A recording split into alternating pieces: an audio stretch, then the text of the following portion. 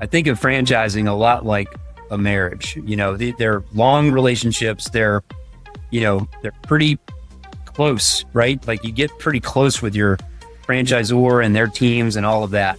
And so there's two things that I often tell candidates to get comfortable with. One of them is get to know who it is you're about to go into business with.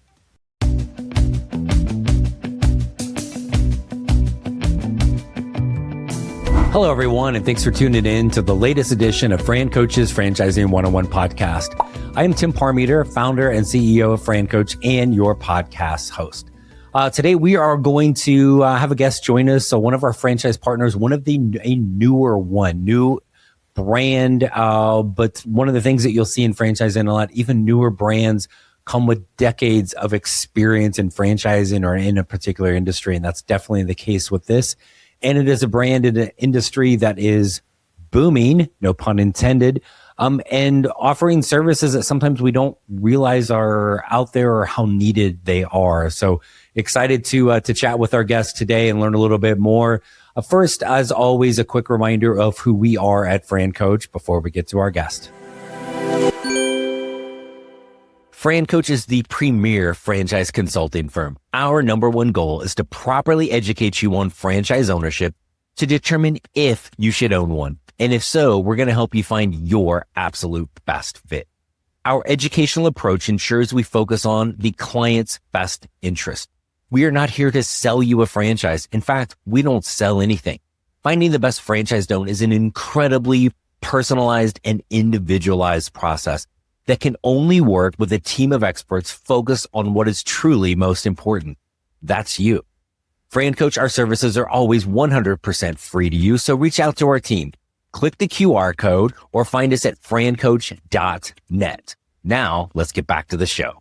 All right. Hey, we are back on the Franchising 101 podcast, and joining us today is our guest, is the CEO of Liftology, Mr. Dave Pazgan. Dave, thanks for joining us. Hey, Tim, thanks for having me on. It's great to be here. We are, well, don't say that yet. You just got here. It may be awful. So you never know how this. I presume it'll be great to be here. We hope so. If not, there's editing for that. So, hey, Dave, we're really excited to talk about Liftology and all the different pieces within what this brand does, kind of that ideal owner and a lot of the support you guys are giving. But franchising is a people business. I love hearing stories. Give everybody a little bit about your background and even kind of how you got into this crazy world of franchising. Yeah. Well, thanks. So my first brush with franchising was all the way back in 1990. I became a franchise owner while I was in college of a brand called College Pro Painters. Do you remember that brand? I do. That's great. Guy was running that company by the name of Charlie Chase back then, and I think he's since retired. But they went on to build CertaPro and some other brands. But I was a College Pro franchisee for 2 summers in Cleveland, Ohio, and so that was kind of my first exposure to franchising. And I learned 2 things about myself in that experiment. The first thing that I learned was that I was pretty good at sales. Like I had no trouble selling paint jobs and developing relationships with customers and all of that. So that was a good learning experience. The other thing that I learned is I'm terrible at operations.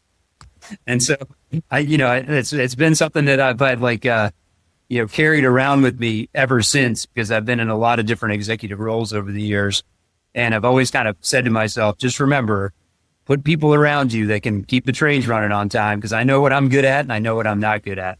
And I learned that all the way back when I was 19 years old, and I started my College Pro Painter franchise. So that was kind of fun. And then I wasn't in franchising for the first part of my post-college career. I was in mortgage banking. I spent about 13 years in the mortgage banking industry, ended up running one of the bigger national lenders that were part of the non-conforming or subprime bubble. So you can guess how that ended. If you've seen The Big Short, you'll probably know a little bit about that. So I was kind of in the middle of that, but I was running a company called Novastar Mortgage.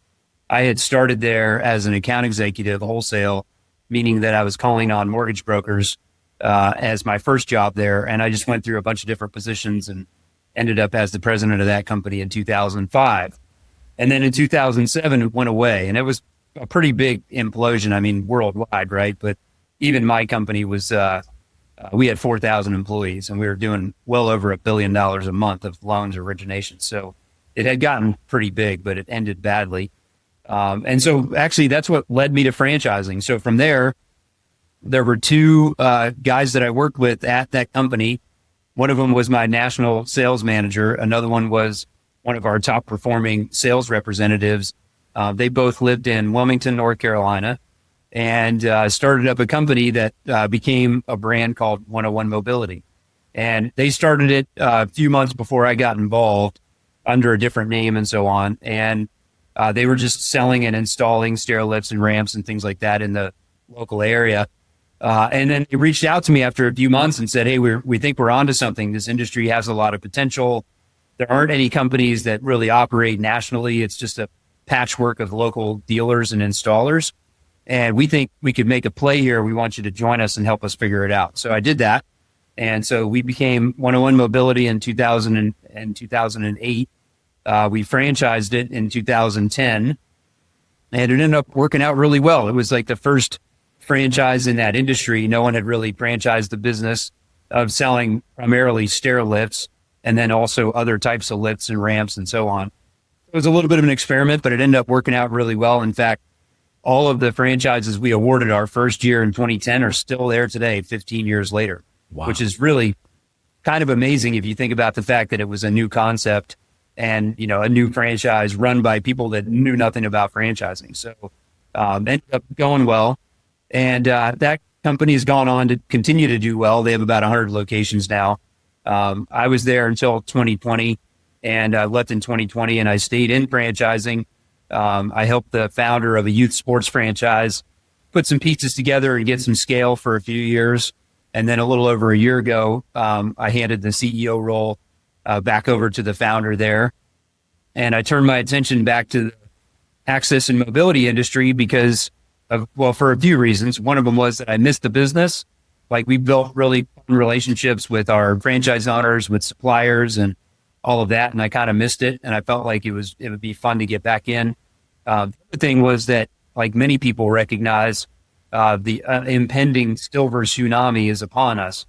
So the aging baby boomer cohort, you know, that first baby boomer group is turning 80 this year, and there's a lot of them. And so our industry is preparing for some pretty meaningful growth over the next decade or so, 2 decades or so. So I felt like that was an opportunity. And then, you know, the third one was really just more related to franchising in general. You know, 101 Mobility had sold pretty much all of the available territory up around the country out. There was another company that started up behind us called Next Day Access, and they had sold out most of their territory. And then there hasn't really been another company to kind of enter that void. So you've got an industry that's growing a lot. It's now starting to favor national organized competitors, in particular franchises. And, you know, the sort of 2 bigger ones out there were largely out of territory. And so, you know, what next? And so I felt like, you know, if anybody could bring a new franchise brand to the market, I'd probably be a guy to do it, just given my history in the industry. So I reached out to a key supplier to the industry, a company called Bruno, based out of Wisconsin, and just told them what I was working on and asked them if they'd be willing to partner with me to do that. And they said, yeah, they certainly would, just given our history together. And so I checked that box, and then I reached out to a couple that had been franchise owners at 101 in Dallas, Texas, and had sold their location to the home office right around the time that I left in 2020. They had gotten an unsolicited offer from the private equity firm that owned 101, and it was a pretty attractive offer for them, so they took it. And so they had sold and been out of the business for a few years. And when I reached out to them around this time last year, my timing was good because they were just thinking about, you know, they missed the business too. We're thinking about getting back in. You know, their non-compete after the sale had just expired. And so we decided, and they brought to the table, I guess, for me, something that, you know, I didn't have as much experience with, which was the day-to-day operation of one of these locations. They had scaled up to multiple locations and about 16 employees by the time that they sold. And so, sharp folks that had been there, done that. So we became partners, and we put all the pieces together over the summer and started offering franchises in October of last year. And we've got our first 2 locations now that have come through training. We're docs out on another transaction or 2 now, and we've got a pretty healthy pipeline behind it. So we're off and going.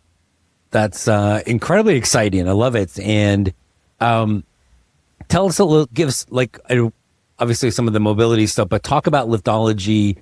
Kind of what are those kind of products and services that you're offering? And obviously, typically, I'm guessing more of a senior crowd from a demographic standpoint, from a customer standpoint. Talk about that kind of customer profile and all the different products that you have with Liftology. Yeah, for sure. So the number one product that we offer is called a stair lift.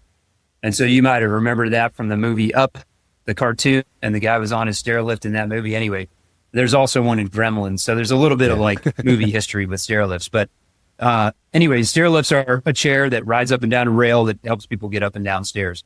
That's the number one product in our industry. We expect that it will be the number one product for Liftology. It'll probably make up at least 50% of our revenue. And that product is mostly residential. There are commercial applications, but most of the time it's a residential lift.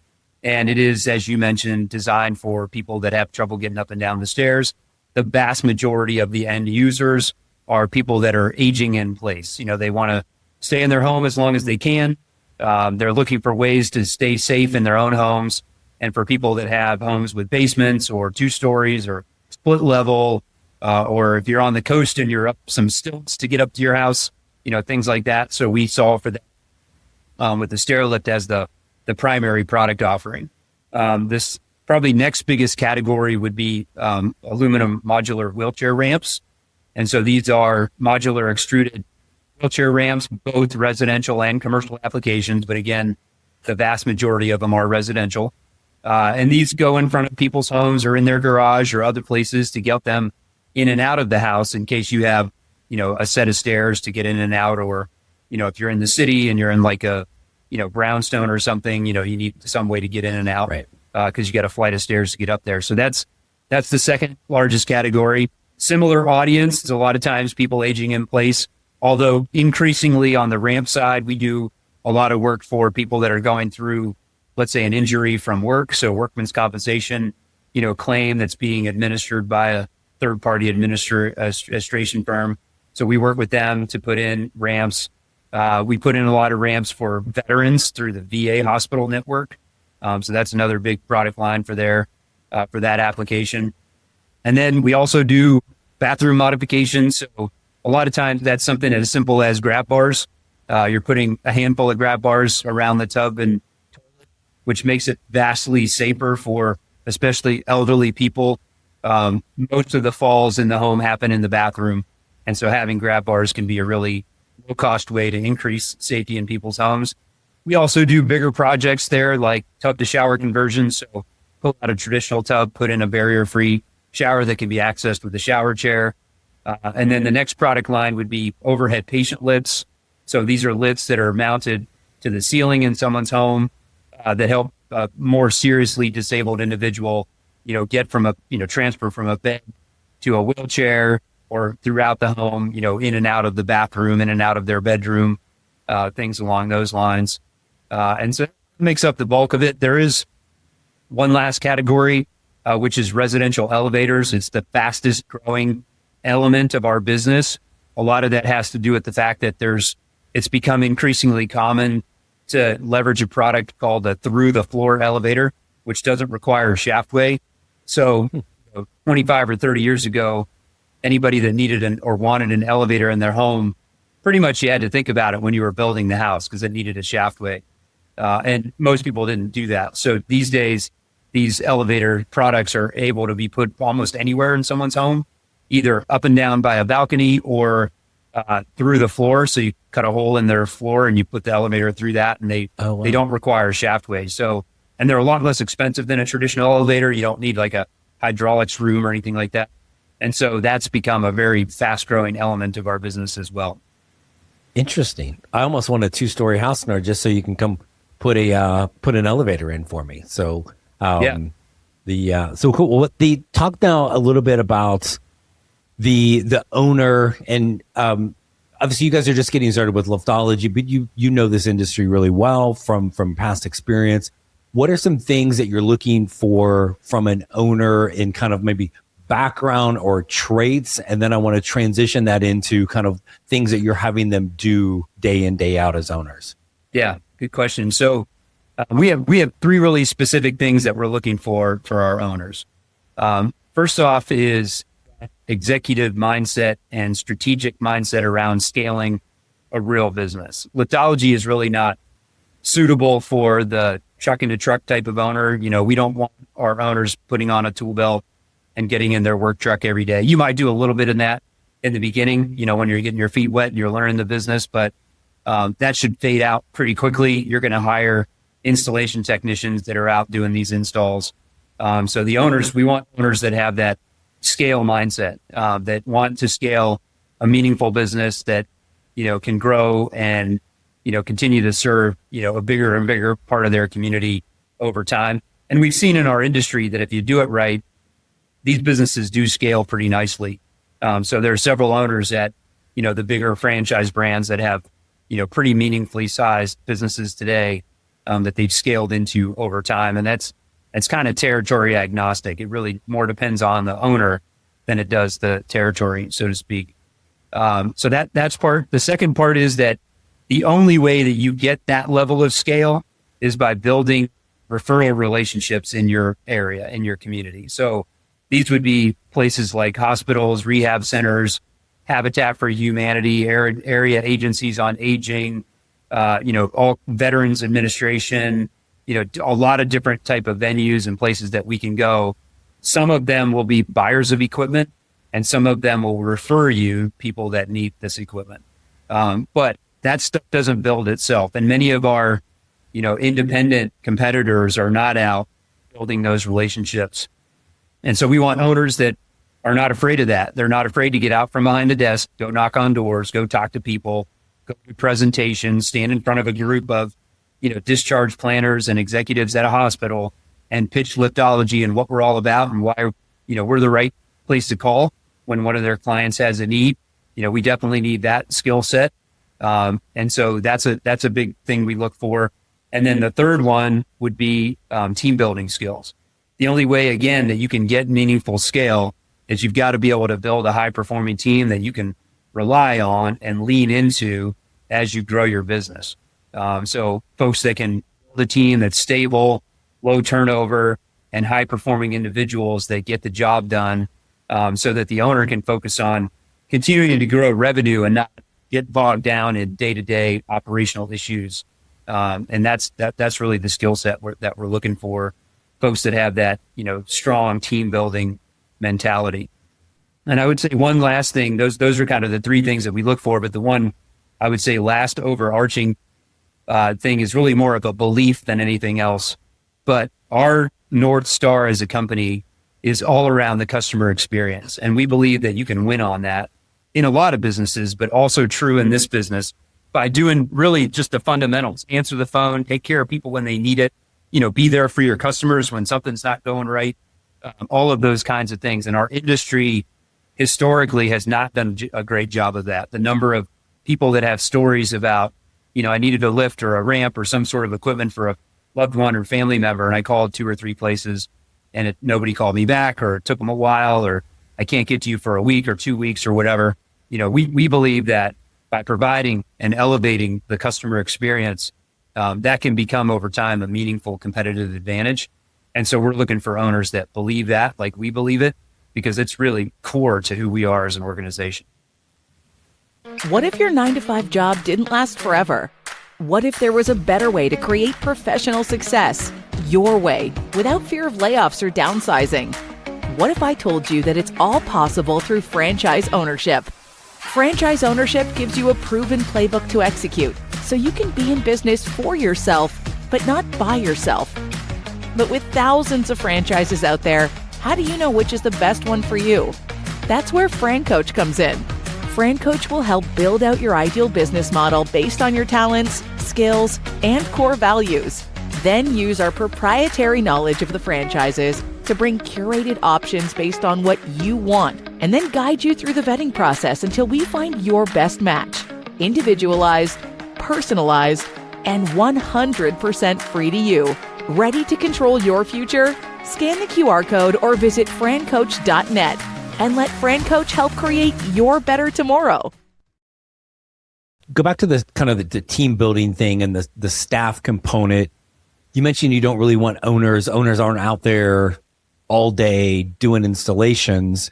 But talk about that kind of team they need. Obviously, somebody is going to be. So talk about kind of how we get started. It's the owner, and then how many people, what are they doing? What's that look like at the beginning? Yeah, great question. So to get started, it's a pretty modest footprint. Usually they'll start with the owner doing business development, sales, team building, and then they'll have one lead technician, installation technician, no special skills required. Like everything they need to know, we can teach them.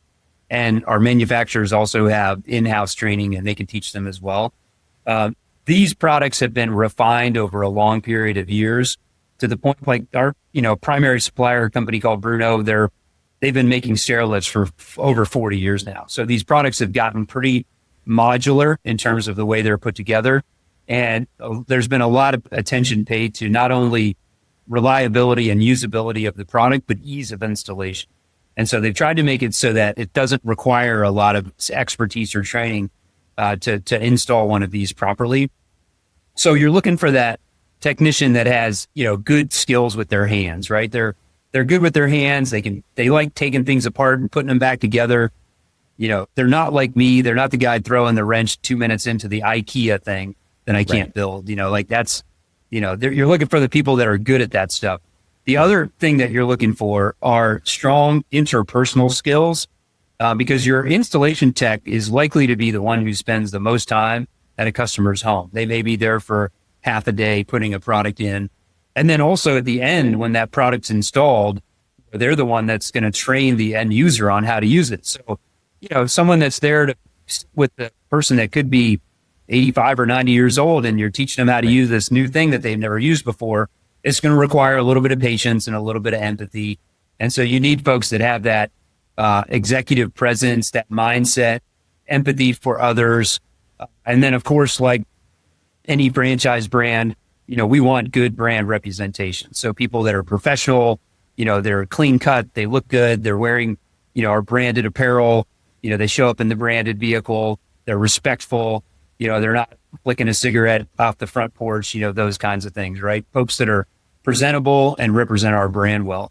And they're not hard to find because you aren't necessarily looking for that, unique skill set. You're just looking for a character and good mechanical ability and can talk to people. That's kind of the skill set. And then the other key position in the company is the account manager. This is the person that's in the office, taking calls when they come in, greeting customers that might come in the front door, accepting deliveries in the back when they come through, and then also coordinating jobs, scheduling, organizing, ordering product from suppliers, making sure that you've got inventory managed, all of that type of stuff. So you're looking for an individual, again, that doesn't necessarily need any particular type of training, but strong character, organizational skills, and selling skills, because you can sell a lot of these products right over the phone if you know what you're talking about. So people, again, that are patient, they know how to ask questions, they know how to deal with people. And again, they also believe what we believe around the customer experience, and that really matters and can be a competitive advantage. But that person will be like the quarterback of your business. If you get the right operational leader in that account management role, your life as an owner is so much easier because they just keep the trains running on time.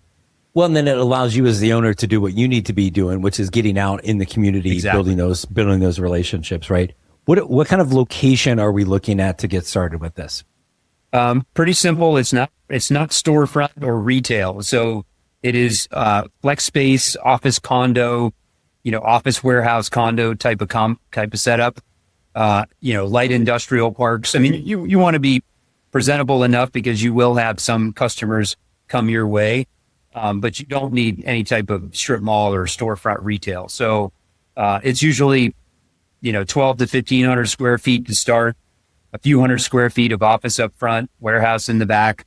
We do ask that our franchise owners have a small showroom. So they're going to have maybe a couple of lifts and a ramp to show people that want to come and try it out first before they buy. So we do ask for that, but that's not a big investment in either dollars or resources or footprint. You can keep that stuff in a pretty small part of your office space.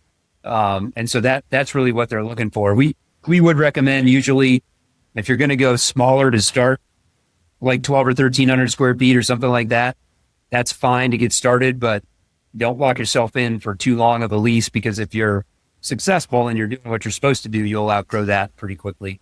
But that's the kind of space that we're looking for. So just nice enough for people to come in, but not so nice that you're expecting all of your customers to yeah, roll exactly. in there. Correct. Yeah. And then of course, we are serving people with disabilities. So have an eye to accessibility, right? You want to be in a place where if someone is in a wheelchair and they need to get into your office, that they can actually get in. And then you have, ADA compliant bathrooms and so on. Gotcha. Okay. And then, so you're talking about kind of that long-term growth perspective. Do we divide this up kind of, we've got a territory, you've got your kind of office and showroom location. If we have multiple territories, do we need multiple of those showrooms, or can you kind of sometimes Not manage? necessarily, no. I mean, our territories are big to begin with. So our minimum territory size is 500,000 people, but so far all of the territories we've awarded are right around 2 million or a little bigger. So they're pretty big, right? So a lot of markets will have one owner. I think about your sort of very standard size Midwestern cities, right? Pittsburgh, Cleveland, Columbus, Kansas City, St. Louis, those kinds of towns, they'll all be one owner markets. And so you really only need one location. Again, the vast majority of your clients are not coming to your facility. Yeah. You are going to their home. So really what's more important is logistics. Where are we located relative to getting around town? Are we close to a highway? Can we jump on the Beltway and, get all the way around pretty easily and efficiently? Those are some of the more important considerations when you think about your space. When we do get into the bigger cities and there are multiple territories, then, again, maybe be strategic about it. If you've got two contiguous territories in Phoenix, for example, do you really need two locations? Probably not. But you might eventually want to, just almost for logistics reasons. Like it might just be easier from a warehousing and staging standpoint to have two strategically placed locations as opposed to one. But we work with the owners on that. It's not a hard requirement by us. We just try to figure out what makes the most sense. I think an owner in that situation is going to get to the point where like it's less about the customer coming in. It's about their team going out and how far they are driving. You want to reduce that windshield time, I guess, as much as possible and be in the location much more so. Right. So, right. So then I think you talked about this at the beginning with the demographic of this is largely geared towards the senior. And again, this is a booming industry, right? As we just keep getting older, living longer, all of these things and people wanting to stay in their homes versus going somewhere else. Easy to see all the positives with that. What are some things, and just in the industry in general, people come to you and you're talking to a candidate like, geez, Dave, this sounds really good. I can see myself, I can build a team. I can see the need for this. But what's the concern? Is there maybe a typical concern you hear from people looking at this brand? Yeah. So two things come up frequently. One of them would be people overthink the complexity of the products themselves. Because if you kind of look at it at the surface, it does look intimidating. So you've got, 4 or 5 different major product lines, some of them as complicated as a residential elevator. And I can understand that can be sort of scary if you're unfamiliar or construction or, that kind of world isn't really your world. I could see why that would be intimidating. My answer to that is a couple of things. First of all, they're not nearly as complicated as you might think. For example, Bruno, which is one of our manufacturing partners, they do make elevators, and their elevator training is 1 day. So it's not like a week or 2 weeks or a month. It's a day. Right. And so it's not super complicated.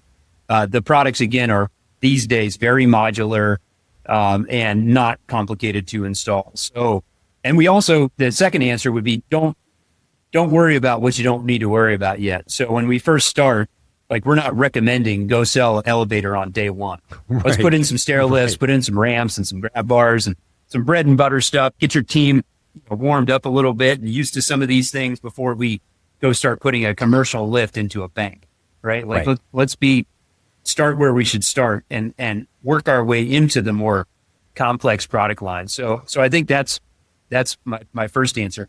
The second answer, or second question that comes up a lot is, well, how does Liftology stand to compete with other brands that are already out there? And because people oftentimes, if they're exploring in the industry, they've heard of 101 and they've heard of, Next Day Access and maybe a couple of these others. And they would say, well, how do you expect to compete? They've been around for a lot longer. They have all these locations. They might even have some, brand value and brand recognition at this point. What does Liftology really bring to the table?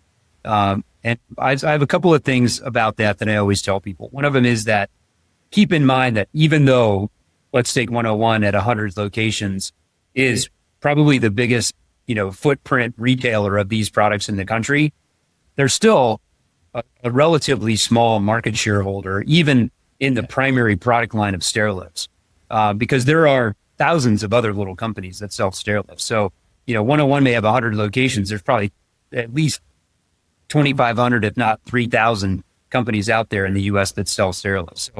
So yeah, there might be one in your backyard, but there's 10 other guys too, right? So really, we don't focus on that particular company as a key competitor. We just say, well, how do we compete with the rest of the universe of people in our industry?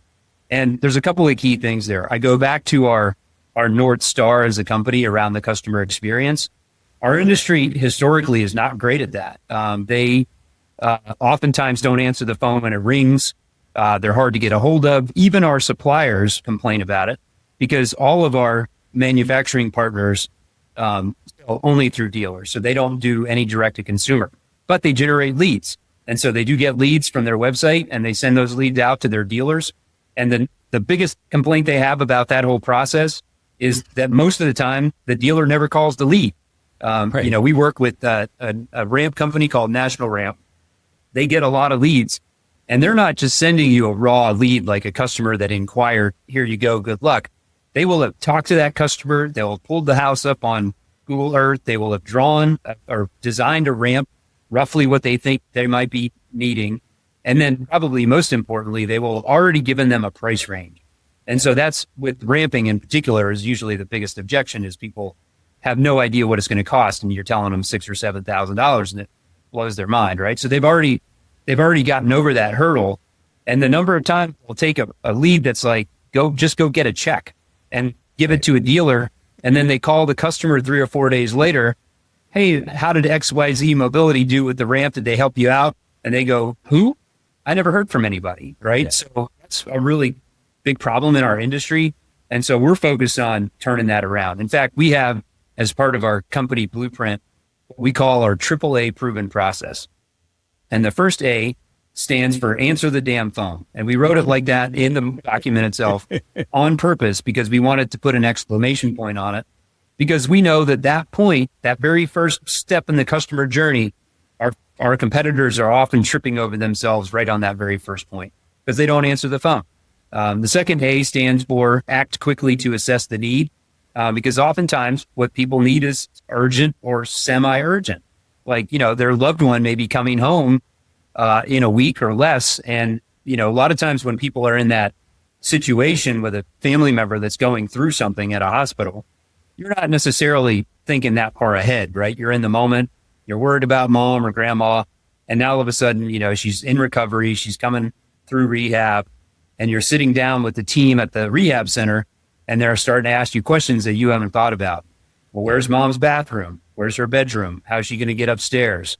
Have you thought about that? Well, now all of a sudden we get the panic call. Hey, mom's coming home on Thursday. We don't know how we're getting her in the house.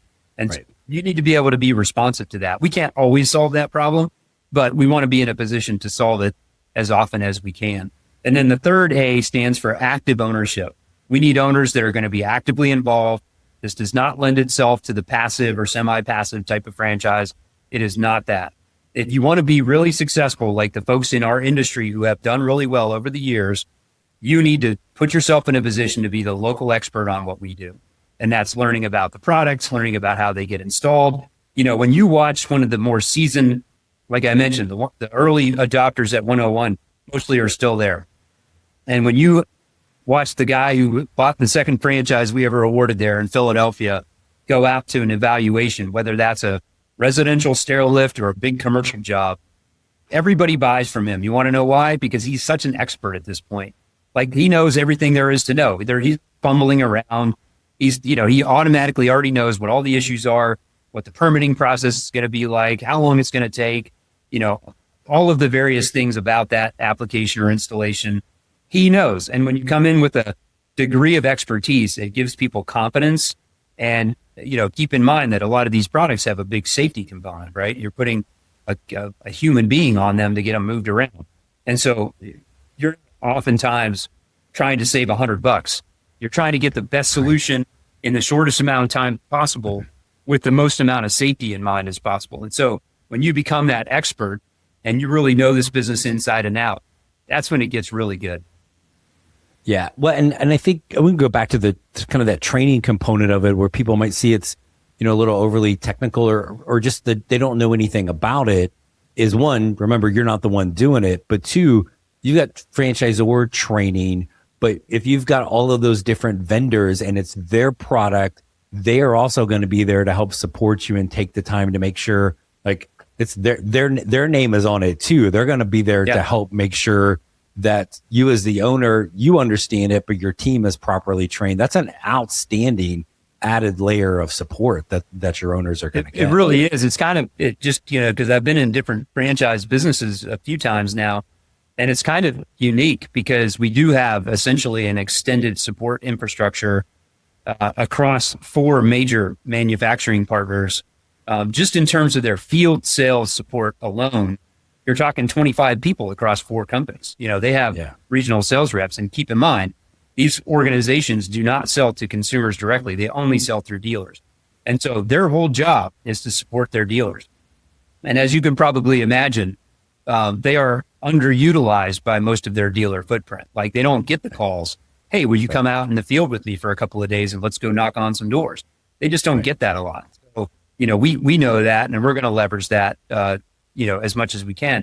And then beyond just the field support, all of these manufacturers, again, they have internal support infrastructure around training, product knowledge, design. For example, when we're designing an overhead patient lift system, you don't have to know much. All you have to do is go in and take some measurements and send it in to the folks at Human Care, and Jerry will take care of you. Like, he will design take all the measurements, and he'll design it and send you exactly what you need. And then when you place the order, it's just as easy, right? All the pieces and parts that may be part of that order are already baked into the design. So you just get that design ordered to spec, and it shows up, and all you need to know are, like, what are the key measurements that I need to take here? Yeah. As far as the actual engineering part, you don't have to know much about that at all. The manufacturers handle all that. And so and that's true across all of our manufacturing partners. And it sounds like you're going to get them to know them well enough to where, well, it's not company XYZ. It's, oh no, I got to call my guy Jerry over there at the company. So right. Also really being able to build those personal relationships as well is, again, kind of goes back to the team building. There's the internal team and there's your external team, which is going to be these manufacturers, right? So, right. Love that. Dave, I want to throw one last thing at you here, and thank you so much for all of your time with Liftology.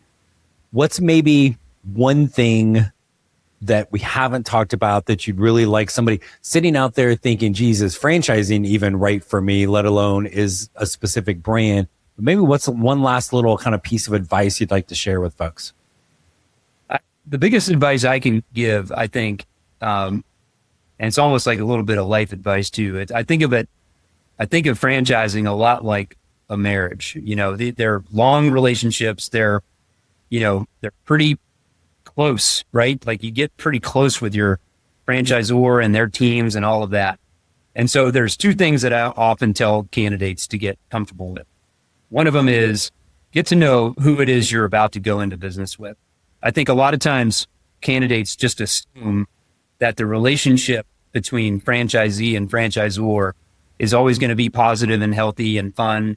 And they just assume that without actually checking that. And you should check that. The best way to check it is in the validation calls and in the process that you go through as a candidate. Were they there for you? Did they show up? Did they answer all your questions? Did you meet them in person? Did you go hang out with them? Like we all of our meet the team days are in person. We don't do them virtually. And I believe that. I know a lot of brands do, and I think it can be fine. But it's a 10-year agreement, man. Come have dinner. Like, let's go hang out for a day before you decide to jump into bed for 10 years, right? Or maybe longer. Like I said, the 101Zs that we started with, they're all still there 15 years later. Yeah. And so that's a key thing. Like, get to know the people that you're about to get into this relationship with, and make sure you feel comfortable with them, that you feel like you can trust them, because it's going to impact your happiness as a franchise in an immense way over time. Yeah. And then the other bit of advice that I give people is that if you're in, you're in, right? If the answer is, yep, this is my these are my people, this is my thing, this is what I'm going to do, don't half-ass it. Like, you got to come at it with both barrels, jump in with both feet. Don't try to do this and keep a side hustle or another job, or it's just going to be a distraction. Put your resources into becoming really, really good at it as a franchise owner. Not just good at like the product knowledge and all of that, but all of the aspects of building a strong business. Read books on leadership, educate yourself about how to become a better leader. I've read so many of these books by now, it makes my head spin. And I'm often surprised to hear people in franchising, especially first-time potential franchise candidates. And I'm talking about these, pretty well-known leadership books. And they're like, nah, I haven't heard of that one. I've never read any of that stuff. Start reading it, right? Because it's good stuff. And it will teach you what you need to know about good leadership skills.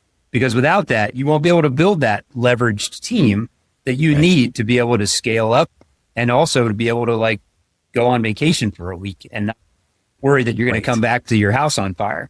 Right. So those are the kinds. So, but go all in, become the expert, get to know it inside and out, put in the effort to just become, make it your craft is really the way that I like to think about it.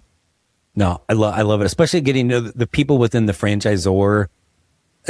I think that's not talked about it. People think of all the other things they've got to learn, or they'll get caught up in the FTD, which is not particularly helpful in this.